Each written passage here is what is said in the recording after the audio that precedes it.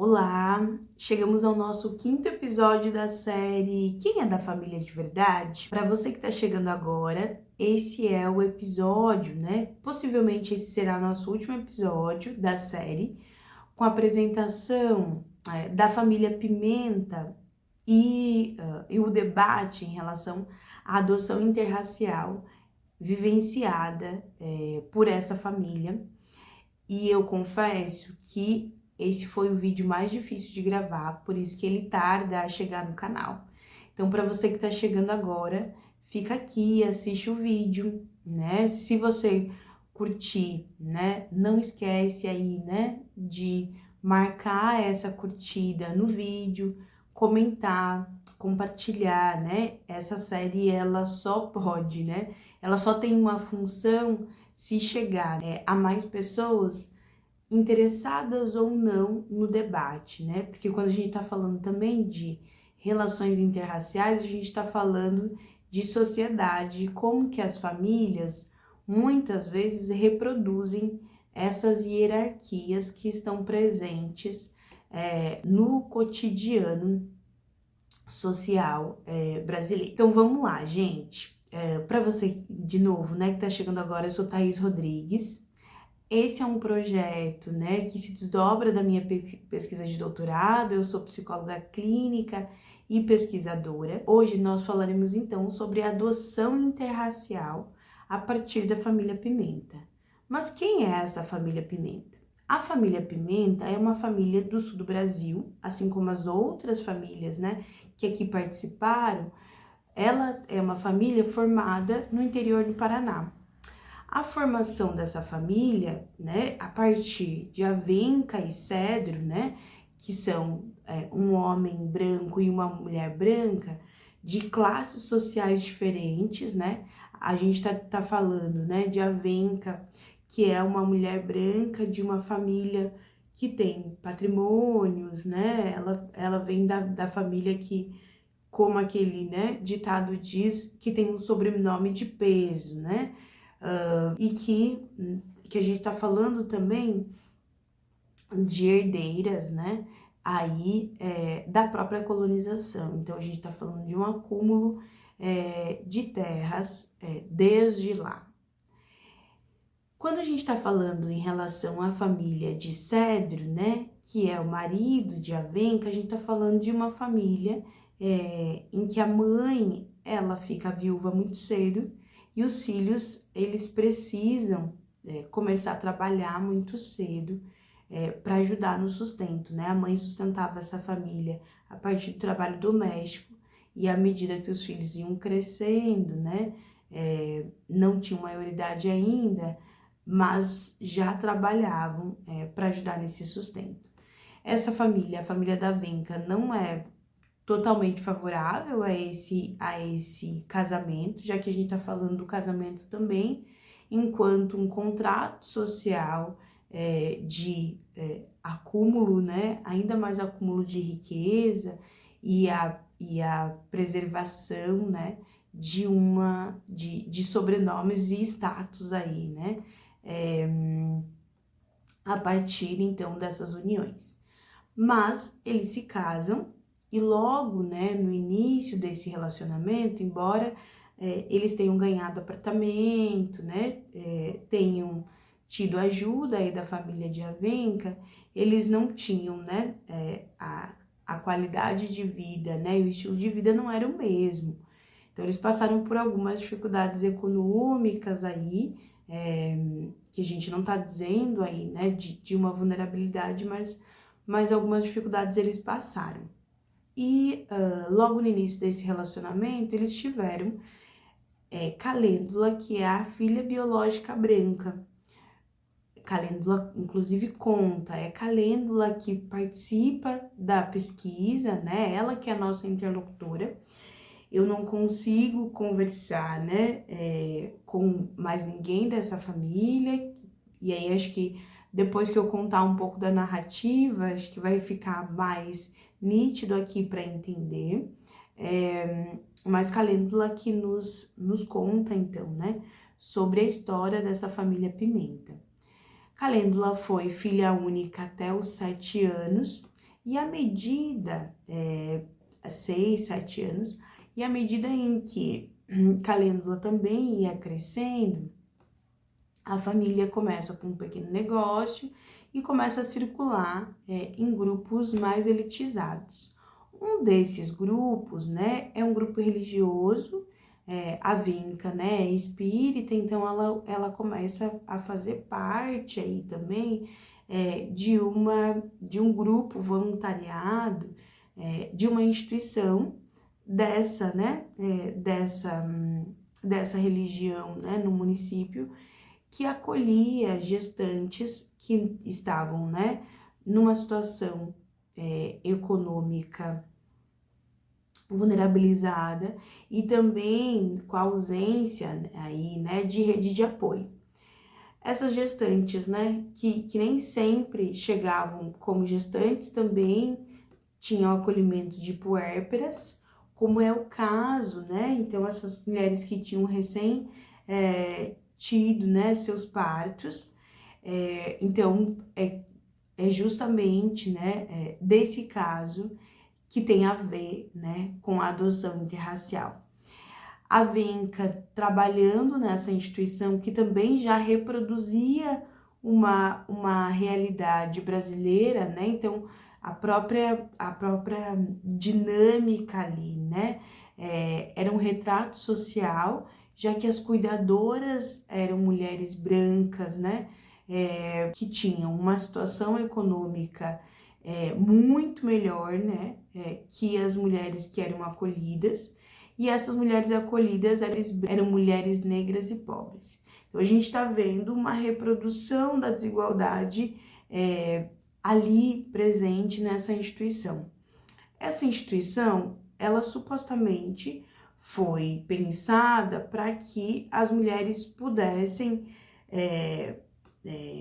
ter condições, né?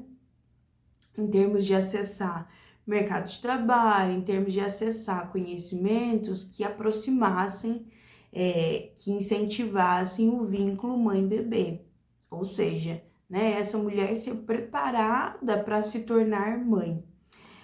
Não foi o caso de Marcela, a mãe de Coentro, né, a mãe biológica de Coentro, né? Marcela é uma mulher, era na época uma adolescente negra, né, que tinha tido, né, Coentro recentemente, e Coentro estava, né, com muitas questões de saúde, né, um baixo peso, questões de, já que a Marcela não tinha condições de lactar, né, então ela não tava conseguindo amamentar essa criança pela ausência também, né, durante a gestação, de assistência e assim por diante. Então é alguém que não consegue fornecer, né, esse lugar da nutrição para Coentro, mas que está ali justamente para que ela pudesse, né? Ela tinha muito desejo de estar com esse filho, e ao mesmo tempo, né, a gente tem, então, a Venca como uma das voluntárias nessa instituição, que ela se apaixona por esse Coentro, né? Então, essa criança negra. E aí, acho importante dizer aqui, né? Marcela, a Calêndula nos conta que Marcela era uma adolescente de 14 anos que tinha tido, né? Tinha sido violentada por um homem muito mais velho, né? Um homem branco muito mais velho, que inclusive tinha morrido em uma briga de bar, né? Então a gente tá falando de uma mulher, né? De uma adolescente que já não tinha sido protegida, né? Então tem uma violação, tem uma violência aí dessa adolescente que, embora tenha, né? Tivesse o direito aí, né? Em relação ao cuidado pós, né? Essa violência, ela tem essa criança e depois, né, deseja muito, né, poder criar essa criança.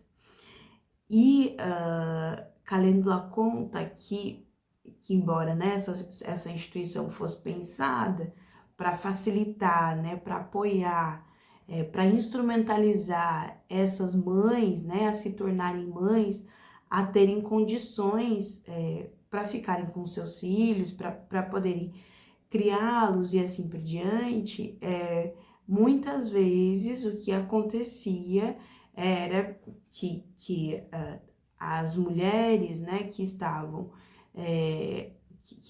nessa instituição, elas eram muitas vezes revitimizadas ali, né? Então elas eram infantilizadas nesse lugar, né? Infantilizadas bem na lógica, né? Que Lélia Gonzalez nos ensina a pensar, esse infância que não tem voz, né? Que não pode falar por si, que outra pessoa diz por ela. E aí, acho que uma das passagens que eu acho que é importante, que me lembra aqui de Calêndula contando, é que ela ouvia a Venca, sua mãe, falar com Marcela e falava: Marcela, você não tem condições de ficar com essa criança. E Marcela, do outro lado, argumentando que o filho era dela e que ela queria, né, e precisava ficar com aquele filho, assim como aquele filho precisava ficar com ela. E aí, acho que é importante que a gente possa, né, olhar para essa situação com uma crítica irracial, porque a gente tem também uma história colonial que é de mães negras não conseguirem ficar com os seus filhos e, ao mesmo tempo, terem que criar, muitas vezes, né, amamentar crianças brancas, fruto aí do colonialismo, né?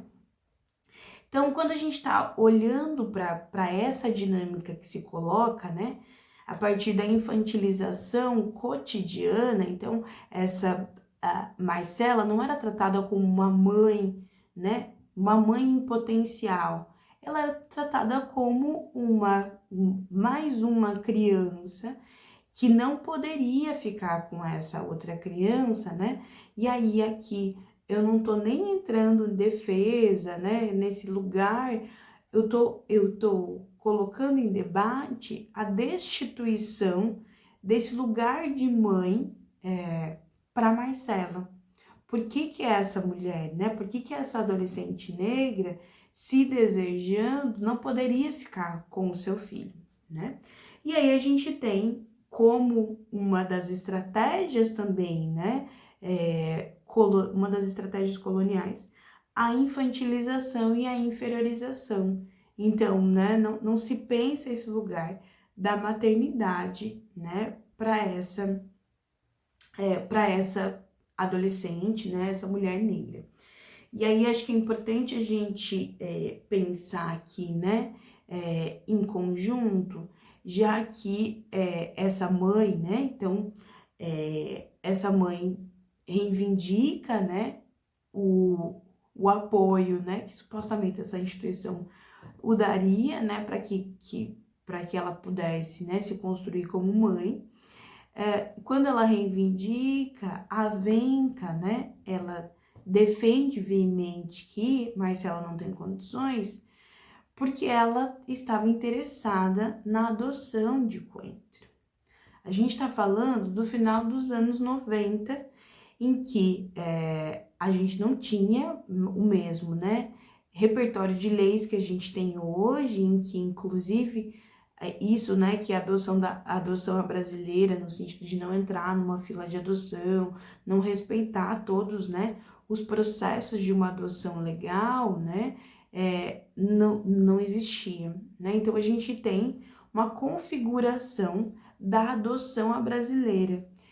A Venca, na época, né, pede ajuda para o seu pai para que ela contratasse uma série de advogados para que ela conseguisse lutar pela guarda de Coentro.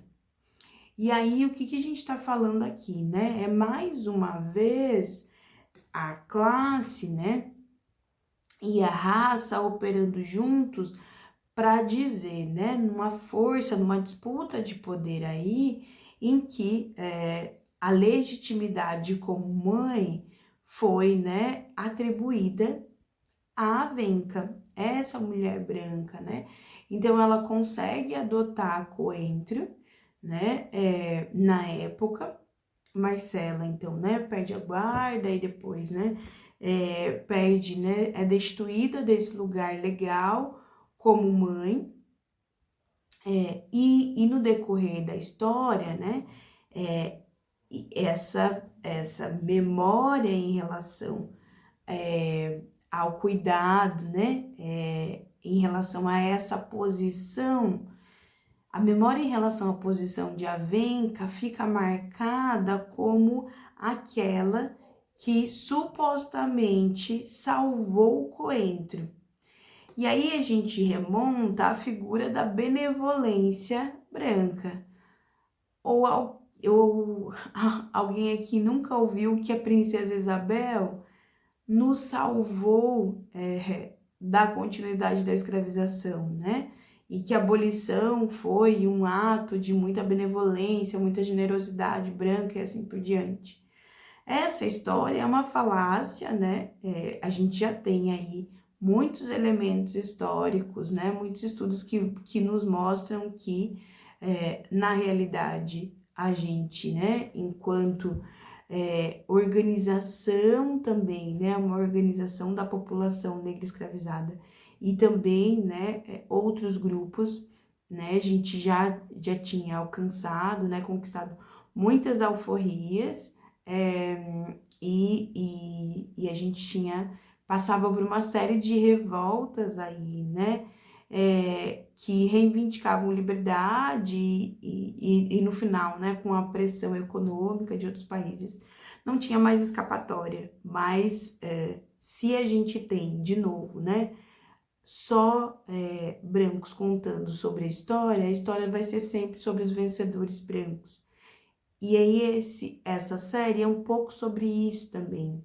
Aqui eu tô contando, né, uma narrativa, né, de uma família interracial, mas uma família negra que foi destituída da possibilidade de se tornar família, assim como a gente está dizendo de remontando, atualizando o período colonial, em que o afastamento de mães de seus filhos, né, mães negras de seus filhos negros, era uma prática, né, era uma prática cotidiana, porque não era possível pensar, então, né, uma família que poderia, inclusive, se proteger e assim por diante, né, embora tenha existido, e acho que é importante pensar que a gente teve muita resistência em relação a isso e muita tecnologia para pensar aí histórias outras. Mas o que eu estou trazendo aqui é um debate de que a gente está falando de uma atualização colonial. E nesse caso é a destituição de coentro, né, do cuidado da mãe biológica, e essa possibilidade dessa mãe biológica se tornar a mãe de coentro. E uma atualização também desse lugar de salvadora branca, dessa benevolência branca de Avenca, né? Então, em que ela falava, né? Você precisa, de alguma forma, né? Eu preciso te salvar nesse lugar de que aquelas mulheres brancas daquela instituição estavam salvando as mulheres negras, né, gestantes e puérperas, né, nesse lugar suposto, né, fantasioso de suposta salvação. O que elas estavam fazendo era tomando, né, aquilo que elas achavam que era delas, né. Isso remonta muito ao período colonial. E aí, pelo tamanho do vídeo, eu vou gravar um segundo vídeo falando justamente sobre esse lugar de salvadora na história, né, da família Pimenta e os efeitos que isso, né, traz no decorrer do desenvolvimento de coentro de uma criança negra. Por quê? Porque o pai de Avenca, embora ele tenha fornecido aí, né, a possibilidade desses tantos advogados para que ela conseguisse a guarda de coentro, ele fala: eu vou te ajudar, mas eu não vou me tornar vô de um neguinho. Então, esse neto, ele é rejeitado inicialmente, esse avô o nega, né? Então, assim como o avô, o pai, né? O Cedro, ele também não assume esse filho como próprio, como seu filho. Nessa história, quem adota essa criança é só essa mãe, essa Avenca, né? Então a gente vai pensar como que isso vai refletindo no decorrer do desenvolvimento dessa criança, já que inicialmente a mãe negra, né, que queria ter a possibilidade de se tornar mãe, de estabelecer o vínculo, né, isso foi interrompido para que essa criança vá para uma família e que não o reconhece, né? Que a todo momento lembra que ele não é um integrante legítimo. Mas a gente vai para uma parte 2 desse vídeo, porque eu acho que é importante marcar aqui esses efeitos, né? E que a gente sabe das complexidades da adoção interracial. Não são todas que isso vai aparecer, mas a raça, ela não pode ser desconsiderada. Tá bem, gente? Vou lembrar vocês que se vocês gostaram do vídeo, né? Curtam, acompanhem o canal, se inscrevam, compartilhem, porque esse debate ele precisa chegar a mais pessoas. E a gente logo, né? Se não hoje, nessa semana, eu subo a parte 2.